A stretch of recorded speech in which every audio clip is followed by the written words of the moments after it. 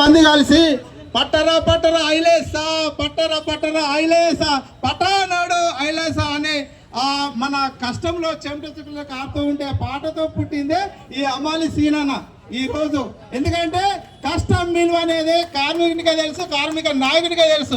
ఆ నాయకుడి ఆ రక్తంలోనే చెమట బిందె పుట్టింది అమాలి సీనన్న.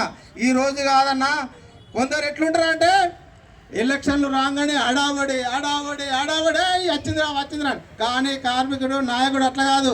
నేను చూసినప్పటి నుండి మన అమాలి సీనన్న కార్మికుల పక్షాన నిలబడి 2020లో కరోనా వచ్చిన టైంలో కూడా మా డ్రైవర్లను పిలిచి, రాజు మీ ఆటో డ్రైవర్లు కావచ్చు, మీ క్యాబ్ డ్రైవర్లు కావచ్చు, లారీ డ్రైవర్లు కావచ్చు, కార్మికులు కావచ్చు, భవన నిర్మాణ కార్మికులు కావచ్చు, ఎవరికైనా నేను మీకు కరోనా ఉన్నన్ని రోజులు మీ సంసారానికి పప్పు నూనెలు ఇస్తా అని చెప్పిండు.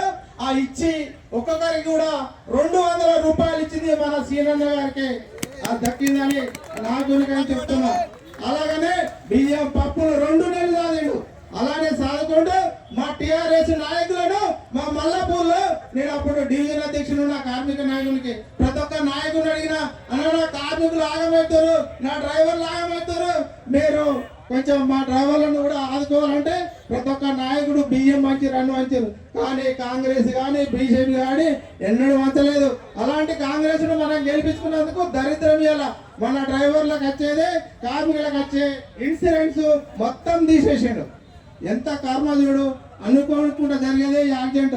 అసలు డ్రైవర్ చనిపోతే పాపం 5 లక్షలు ఆలోచించి కేసీఆర్ సారు మనకు దాన్ని చట్టం తీసుకొస్తే ఆ చట్టాన్ని ఈరోజు కాలగర్భంలో కలిసిండు మన రేవంత్ రెడ్డి.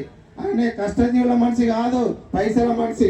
అందుకే చెప్తున్నానా, ఇప్పటికైనా మనం మించిపోయలేదు. మళ్ళీ మన కేసీఆర్ సారే రావాలని కోరుకుంటున్నాం. ప్రతి ఒక్కరూ మళ్ళీ గెలిపించుకోవాలని కోరుకుంటున్నాం.